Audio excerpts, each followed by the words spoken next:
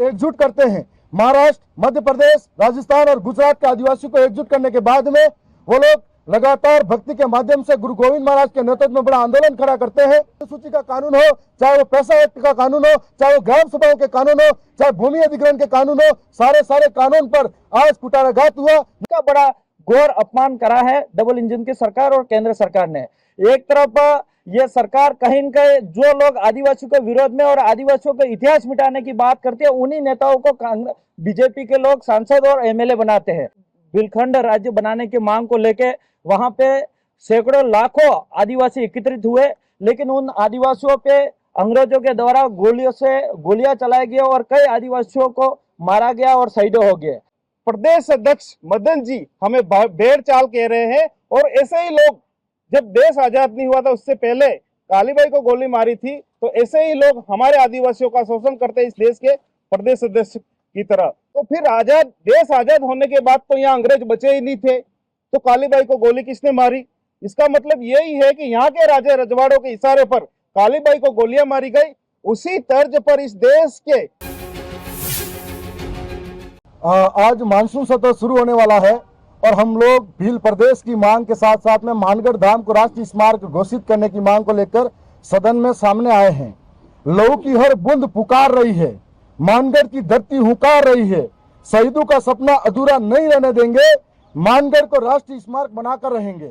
इसी के साथ हम लोग भील प्रदेश की मांग कर रहे हैं। भील प्रदेश की मांग कोई नई मांग नहीं है। इससे पहले भी हमारे पुरखे जो मानगढ़ की पहाड़ी पर एक जन आंदोलन के माध्यम से 4 राज्यों के आदिवासियों को एकजुट करते हैं। महाराष्ट्र, मध्य प्रदेश, राजस्थान और गुजरात के आदिवासियों को एकजुट करने के बाद में वो लोग लगातार भक्ति के माध्यम से गुरु गोविंद महाराज के नेतृत्व में बड़ा आंदोलन खड़ा करते हैं।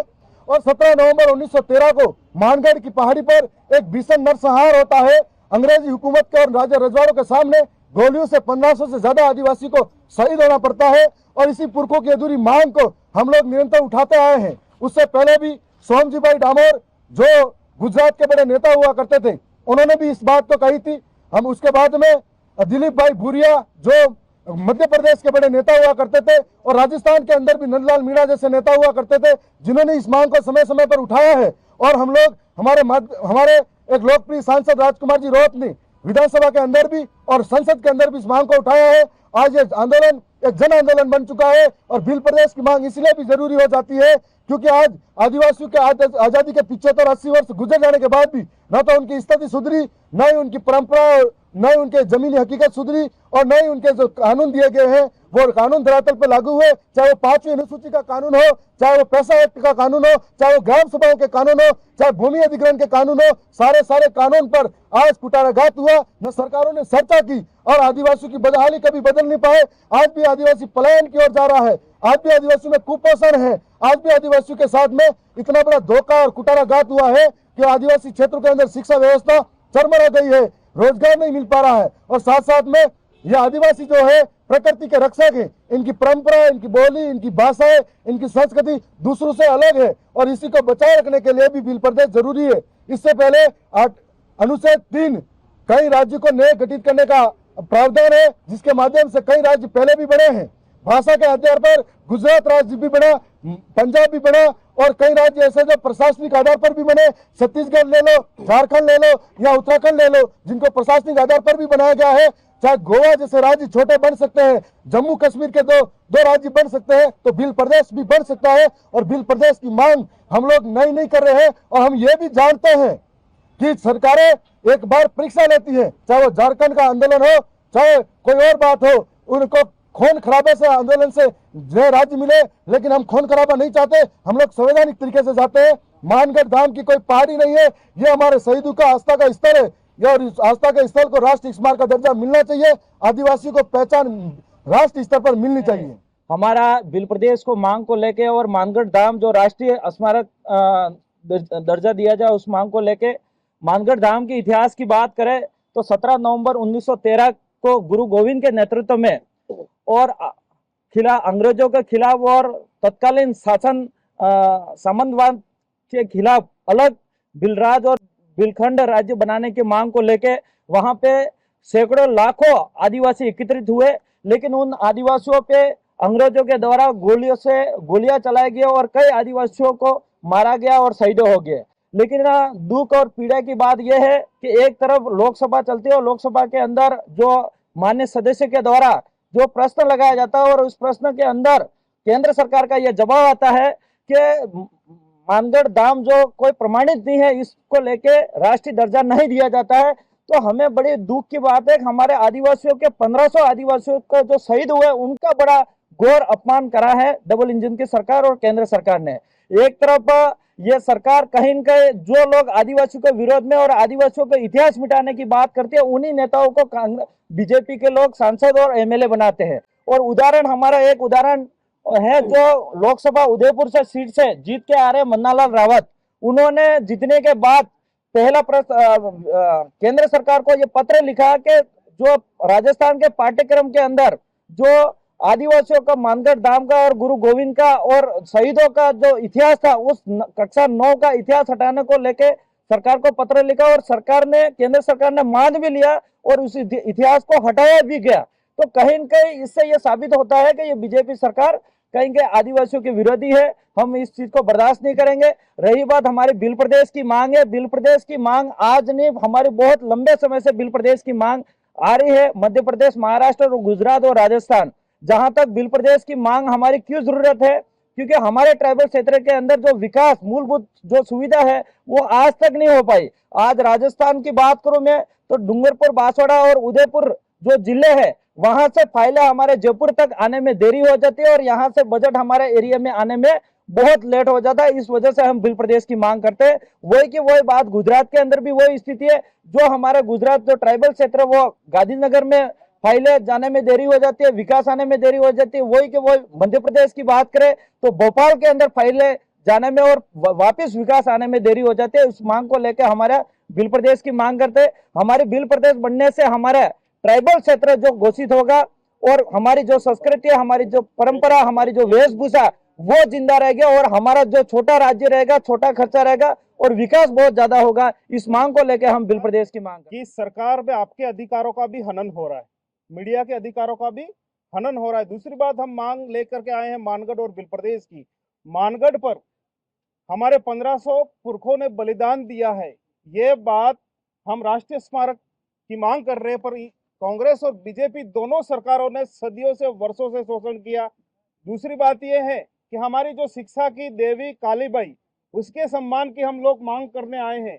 तो हमारी जो शिक्षा की देवी कालीबाई थी, उसका जो हत्याकांड हुआ था 19 जून 1947 को, और हमारा देश आजाद होता है 15 अगस्त 1947 को। इतिहास में कहा गया कि कालीबाई को गोली अंग्रेजों ने मारी। तो फिर देश आजाद होने के बाद तो यहाँ अंग्रेज बचे ही नहीं थे, तो कालीबाई को गोली किसने मारी? इसका मतलब यही है कि यहाँ के राजा रजवाड़ों के इशारे पर कालीबाई को गोलियां मारी गई। उसी तर्ज पर इस देश के प्रदेश अध्यक्ष मदन जी हमें भेड़ चाल कह रहे हैं, और ऐसे ही लोग जब देश आजाद नहीं हुआ था उससे पहले कालीबाई को गोली मारी थी, तो ऐसे ही लोग हमारे आदिवासियों का शोषण करते हैं इस देश के प्रदेश अध्यक्ष की तरह। तो हम मांग कर रहे हैं अब की बार हमें बिल प्रदेश चाहिए और हमारे मानगढ़ का जो सम्मान है वो सम्मान हमें चाहिए। अगर हमें नकारा जाता है तो आने वाले समय में पंचायती राज चुनाव में हम उनकी जड़ें उखाड़ने वाले हैं और पंचायती राज पर हम अपना झंडा गाड़ करके इस सरकार को चेता देंगे कि बिल प्रदेश के हमारे जो युवा हैं, बड़े बुजुर्ग हैं, वो अब जागरूक हो गए, अपने मत का जो अधिकार है उस अधिकार को समझ गए। धन्यवाद। सबसे पहले सभी मीडिया साथियों को जय जोहार, जय बिल प्रदेश। आज का जो हमारा भारत आदिवासी पार्टी की तरफ से राजस्थान की विधानसभा के अंदर जो प्रदर्शन किया जा रहा है, आप सब साथियों को लगभग लंबे अरसे से पता भी है, और आज तक भारतीय जनता पार्टी की सरकार बनी है, कांग्रेस की सरकार बनी है, दक्षिण राजस्थान का जो आदिवासी इलाका है उसके लिए टीएडी का अलग से बजट आवंटित होता है। पूर्व के अंदर भी जो बजट आवंटित हुआ था उसका पूर्ण रूप से उपयोग नहीं हुआ। आज उस क्षेत्र के अंदर वो हालात है, शिक्षा की बात हो, स्वास्थ्य की बात हो, सड़क की हालात हो, ये सभी चीजों से वहां पर जो मूलभूत सुविधा उनसे उन आदिवासियों को दूर रखा जा रहा है। मध्य प्रदेश, गुजरात, राजस्थान, तीनों राज्यों को मिला करके जो जहां वहां पर जो सरकारें बनती है, कहीं ना कहीं वो सरकारें आदिवासियों को मुख्य धारा में लाने का काम नहीं कर रही है। इसलिए तीनों राज्यों के, चारों राज्यों के जो आदिवासी मिलकर के अलग से भील प्रदेश की मांग की जा रही है। यह मांग कोई नई मांग नहीं है, हमारे पुरखों ने मांग करी है। दिलीप भाई भुरिया जो थे उन्होंने भी भील प्रदेश की मांग करी, वहां सोमाभाई डामोर जो गुजरात के थे उन्होंने भी करी, भारतीय जनता पार्टी के पूर्व मंत्री और बड़े नेता नंदलाल जी मीणा ने भी भील प्रदेश की मांग करी है। इसलिए ये कोई नई मांग नहीं है और गोविंद गुरु के आंदोलन से प्रेरित यह मांग है। उस समय भी सामंतवादी सोच और रजवाड़ू राज के विरोध में वहां पर आदिवासियों ने जो लड़ाई लड़ी, उस लड़ाई के अंदर 1507 आदिवासी मानगढ़ की पहाड़ी पर शहीद हुए। बड़े दुर्भाग्य की बात है कि आज उस बात को लेकर केंद्रीय मंत्री जी ने जिस तरीके से संसद के अंदर जो जवाब दिया, वो हम ये कहना चाहते हैं कि मानगढ़ धाम किसी राष्ट्रीय स्मारक या सरकार द्वारा कोई ऐसी घोषणा करने का मोहताज नहीं है। हम ये नहीं कहते कि वहां पर उन्होंने जो केंद्रीय मंत्री जी ने जो जवाब दिया वो कहीं न कहीं क्षेत्र के तीनों चार राज्य के जो आदिवासी थे उन आदिवासियों के साथ में धोखा करने का काम किया, उन आदिवासियों को कहीं न कहीं मन के अंदर आघात पहुंचाने का काम किया है। और उन्होंने ये कहा कि वो मानगढ़ धाम के अंदर पुरातात्विक अवशेष नहीं प्राप्त है और 1507 जो वहां पर आदिवासी मरे, उन आदिवासियों का शहीद हुए, उन आदिवासियों का कोई प्रमाण नहीं है। बड़े दुर्भाग्य की बात है उस क्षेत्र के अंदर कि आज आदिवासियों के साथ में डबल इंजन की सरकार ऐसा कर रही है। इसलिए मैं आपके चैनल के माध्यम से कहना चाहूंगा कि भारतीय जनता पार्टी की सरकार मध्य प्रदेश, गुजरात और राजस्थान तीनों राज्यों के अंदर है और डबल इंजन की सरकार केंद्र के अंदर है। हमारी मांग रहेगी कि आज अगर हम विकास की मुख्य धारा में हमको सरकार लाना चाहती है तो हमारी जो भील प्रदेश की मांग है, हमारे पुरखों की मांग, उस मांग को पूरा किया जाना चाहिए। और जिस तरीके से मदन जी राठौड़ ने भी अभी जो फरमान जारी किया, एक बात कही कि भेड़ चाले, सारे जो दिवस हैं वो कहीं न कहीं यूनियन द्वारा प्रामाणिकता के साथ में दिए गए हैं, तब जाके पूरे देश के अंदर मनाए जा रहे हैं, चाहे वो बाल दिवस हो, चाहे पर्यावरण दिवस हो और अन्य योग दिवस हो। इसी तरीके से आज विश्व आदिवासी दिवस का वो विरोध करके कहीं न कहीं इनकी मानसिकता दर्शा रही है कि वो आदिवासियों के विरोध में भारतीय जनता पार्टी काम कर रही है। ऐसा नहीं होना चाहिए, यह हम आपके चैनल के माध्यम से कहना चाहेंगे। और अभी मदन जी दिलावर ने एक शिक्षा मंत्री जी होने के नाते उस क्षेत्र के अंदर शिक्षा के जो हालात हैं, उन हालातों को लेकर उन्होंने जो बयान दिए वो कहीं न कहीं वो लोकतंत्र को दबाने की कोशिश की जा रही है। और हमारे भारत के संविधान के अंदर आर्टिकल 19 के अंदर यह अधिकार दिया गया है कि आजादी की अभिव्यक्ति होनी चाहिए, चाहे वो पत्रकार साथियों, ग्रामीण साथियों, कोई भी व्यक्ति हो, उस व्यक्ति को वहां पर अगर गलत हो रहा है, उस या वहां पर शिक्षा व्यवस्था सही नहीं है, उस व्यवस्था को दिखाने का जिम्मेदारी मीडिया साथी की होती है। और लोकतंत्र हमको आजादी देता है, लेकिन उन्होंने ये फरमान जारी करके ये कहीं न कहीं मीडिया के साथियों पर भी दबाव बनाने की कोशिश की जा रही है। तो इस तरीके से यहाँ पर यह राजस्थान की विधानसभा के अंदर बात हो, चाहे मध्य प्रदेश, गुजरात, राजस्थान, पूरे देश के अंदर हालात ये बने हुए कि हमारे आम जन की आवाज को दबाया जा रहा है। जय जोहार, जय भील प्रदेश, आप सबकी जय।